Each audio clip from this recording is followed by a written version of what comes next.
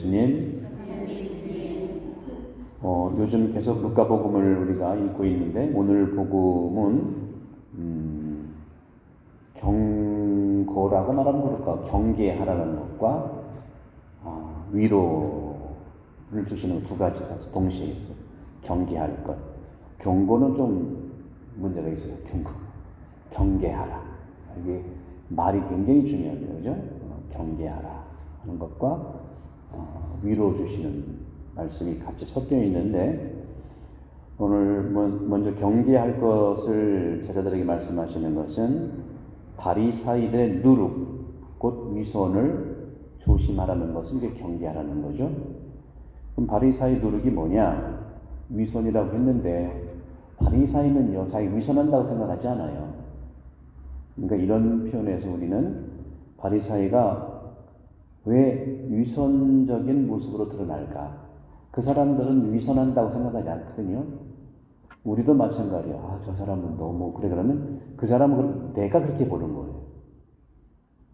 그러면 어떤 것이 예수님의 눈에는 위선, 누룩, 경계해야 할 누룩으로 보이느냐? 한쪽만 보기 때문에 그래요. 시야가 한쪽만 보기 때문에. 어제도 계속 그런 얘기를 하고 있거든요. 한쪽만 보니까. 여러 율법을 너무 많이 알고 있는 바리사인데, 그죠? 많이 아는 사람들이 사실은 잘못 보면은 큰 일을 이렇게 만들어요. 역사도 그렇거든요. 종교 개혁도 마찬가지예요. 종교가 분파가 되는 것도 마찬가지고요. 많이 아는 사람이 그만큼 책임이 있기 때문에 전체를 봐야 되는 거예요. 근데 우리는 전체를 볼 수 있는 눈이 있어요. 다들 있는데 전체를 못 보는 이유는 한 가지입니다. 불안해서 그래요. 불안하고 또 한 가지 조급해서 그래요. 뭐든지 불안하고 조급하면 안 보여. 숲은 못 보고 나무만 보게 되어 있어요. 불안하니까, 조급하니까. 그래서 오늘 복음에서 위선을 경계하라고 하면서 쭉 예를 든 이 내용들은 실제로는 루카복음사가 쓰여진 것이 80년, 90년 그때 70년, 80년 그 정도인데 박해 시대 때 항상 있었기 때문에 박해. 그러니까 굉장히 그리스도인들을 갈라치기 했던 시대예요. 배교자, 또 저 사람 배교했어. 저 사람 아니야. 우리들 사이에 그러니까 결국 문제는 뭐냐면 배교하는 그 제국과 그 배교에 대한 순교의 대상이 되는 우리 교들 사이에서 어려움은 뭐냐면 제국한테는 큰 어려움이니까 사실은 우리가 뭉치면 되는데 우리 안에서 항상 문제가 일어나는 겁니다. 우리가 제 배교자래. 이런 것들 안에서 늘 마찬가지입니다. 가정도 그렇고요. 공동체도 그렇고 레지오도 그렇고 구역도 그렇고 언어도 그렇고 사제들도 마찬가지예요. 어느 모임은 다 그렇습니다. 그런 점에서 우리가 많이 아는 것은 감사한 일이지만 눈을 제대로 떠서 전체를 볼 수 있어야 돼요. 전체를 못 보니까 판단하게 되어 있어요. 그러니까 바리사이도 전체를 못 보니까 자기 시야로만 보니까 판단하니까 위선자로 보이는 겁니다. 그런 점에서 우리도 중요한 것은 아는 것은 감사할 일이고 공부를 당연히 해야 되지만 그것 못지않게 훨씬 중요한 것은 전체를 볼 수 있는 시야. 그러려면 두려워하지 말아야 되고 조급하지 말아야 되겠죠? 그런 점에서 오늘 주님께서는 숨겨진 것은 드러나기 마련이고 감추어진 것은 알려지기 마련이다. 우리는 경험상 알 수 있어요. 근데 아닐 수도 있는 부분이 있고, 그러므로 너희가 어두운 데서 한 말을 사람들이 모두 밝은 데서 들을 것이다. 너희가 골방에서 귀에 대고 속삭인 말은 지붕 위에서 선포될 것이다. 이런 말들이 사실은 인간은 언어를 쓰는 존재이기 때문에 언어에 대한 이해를 해야 된다는 거죠. 각자는 자기 언어가 있어요. 상대방이 얘기를 해도 내 언어로 나오게 되어 있어요. 그러니까 우리는 그런 점에서 오늘 말씀하신 이 내용은 어두운 데서 말하지 말고 골방에서 얘기하지 말고 그 얘기라기보다는 내 언어에 대한 것을 정확히 이해하고 그 회법이라고 하는 것은 하느님의 언어를 통해서 나올 수밖에 없다 하는 거죠. 각자 표현은 달라도 그 표현의 뿌리는 어제 에베소서 1장 10절에서 말씀하신 예수 그리스도의 이 굉장히 중요한 신비를, 하느님께서 우리에게 신비를 드러내 주셨는데 그 신비가 뭐냐면 때가 차서 바로 우리 모두 창조된 모든 만물의 모든 존재들과 모든 피조물들은 그리스도 안에서, 굉장히 중요해요. 그리스도 안에요. 그러니까 여러분의 언어도 그리스도 안에서 말씀하시면 돼요. 그리스도 안에서 그리스도를 머리로 해서 하나가 되게 하는. 이걸 이제 수렴사상이라고 초기 교회 이레네오 성인이 레카페톨라시 굉장히 유명한 그 수렴사상이고요. 어제도 말씀드렸습니다만 때아를 샤르된 최근의 그 신학자들까지 알파요 오메가, 예수 그리스도는 알파고 오메가, 그 우주적 그 그리스도론까지 포함된 이건 신학이 어려운 것이 아니라 모든 우리의 각자가 다른 언어들이 그리스도 안에서만 해도 된다. 그리고 그리스도를 머리로 한다는 것은 생각이잖아요. 그죠? 생각은 바로 말씀에서 나오는 거니까. 여러분들 요한복음 보면은 궁금하잖아요. 왜 말씀이 사람이 되셨을까? 그죠? 이유가 있죠. 요한복음 100년에 쓰여진 건데 하도 말들을 많이 하니까 그 말들이라는 것이 각자 언어가 있는데 각자의 언어가 그리스도 안에서 수렴되기를 바라는데 그리스도를 머리로 해서 해야 되는데 그래서 말씀이 사람이 됐구나 하는 그런 의미가 아주 짙하게 들어가 있는 것이죠. 육신을 죽여도 그 이상 아무것도 못하는 자들을 두려워하지 마라. 누구를 두려워해야 할지 너에게 알려주겠다.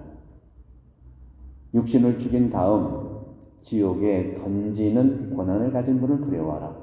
그건 뭐냐면 뒤집어 얘기하면 각자 제발 좀 판단하지 마라 하는 소리입니다. 우리는 살면서 평소에는 괜찮아요. 그죠? 평소에 괜찮은데 어떤 일이 생겼을 때는 얼마나 판단하는지 몰라. 특히 이 한국이 그런 경향이 있죠. 전체가. 한국은 늘 갈라치기에 대표적인 현상들이 일어나는 곳이에요. 벌써 남북한이 그렇죠. 그죠? 선거해보면 확 갈라지잖아요. 그죠? 그게 우리 한인 성당에도 있어요. 왜? 우리도 한국에서 다 왔기 때문에 그래요. 우리가 특별히 뭐 만드는 게 아니에요. 우리가 그 지역에서 왔기 때문에 우리의 특징은 예를 들어서 저거는 없어요. 그 뭐라 그러죠?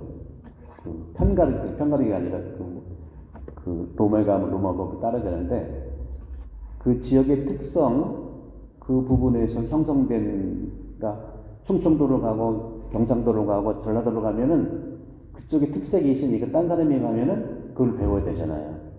그거를 조금 예를 들어서 부정적으로 보는 것들이 이제 텃세라고 하죠. 텃세. 그죠? 그 지역에서는 텃세가 있을 수 있어요.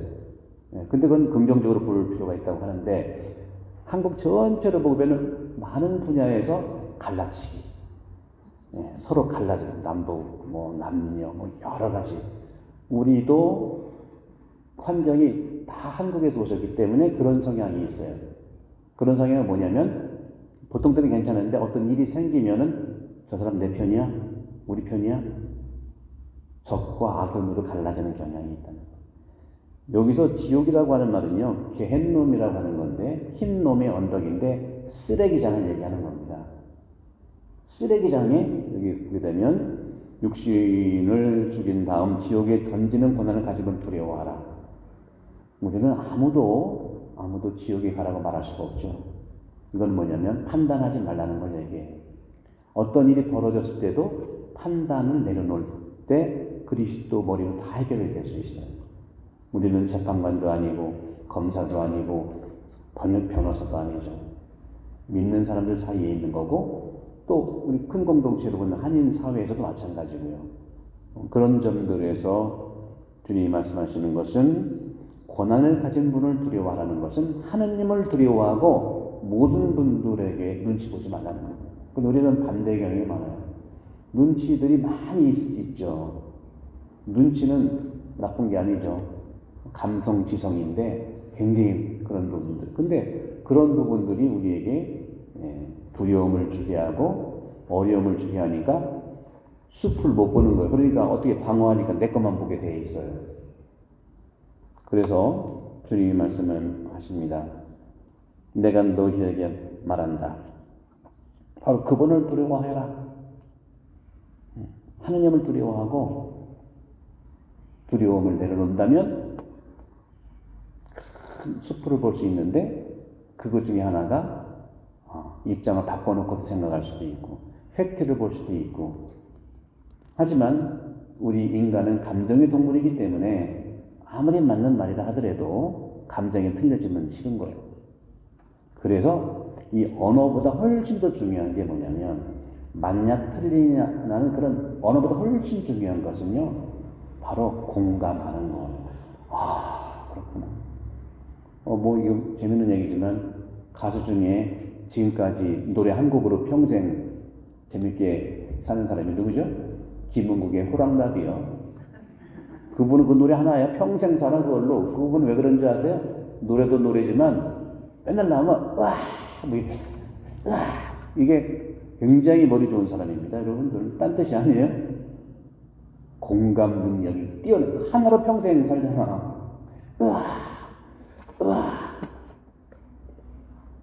인간은 이 언어보다 훨씬 중요한 것이 감정을 공감해 주는 거예요. 여러분도 마찬가지예요. 우리 꼬마들 태어났을 때 우구구구구 그게 이제 공감을 같이 함께 하는 거예요. 그 아기가 막 눈 떴대. 근데 이제 들어와 보면 눈 감고 있어. 그리고 어머니는 애기가 말을 했대. 옹알을 했겠지. 그게 공감 능력, 공감해주는 게 첫 번째 굉장히 중요해요. 공감해주는 거. 공감 능력이 뛰어난 사람은요, 모든 사람들로부터 존경받아요. 그리고, 같이 친교의 사람이 될 수 있겠죠. 그러면서 오늘 주님께서는 공감과 같은 위로의 말씀을 드리죠. 참새 5마리가 분입에 팔리지 않느냐. 얼마나 싸구려처럼 그렇게 취급당하냐. 하지만 그 가운데 한 마리도 하느님은 기억한다. 더구나 하느님은 너희 머리카락까지 다 세워두었다. 이거는 막 겁낼 게 아니라 오직히 나는 소중한 존재구나.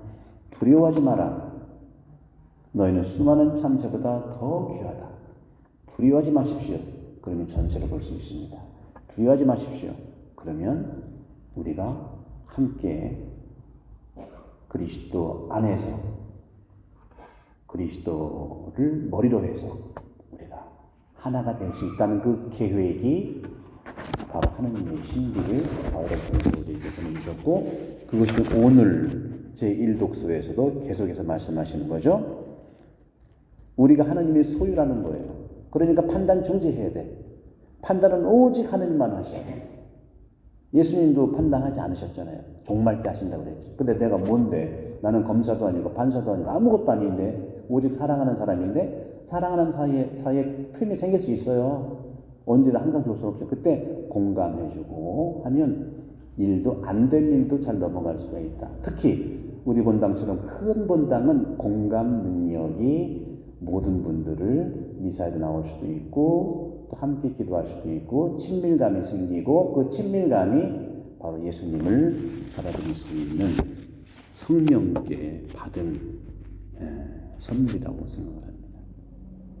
오늘 우리 이 복음 말씀을 통해서 우리가 보다 더 위로의 하루가 되기를 기도합니다.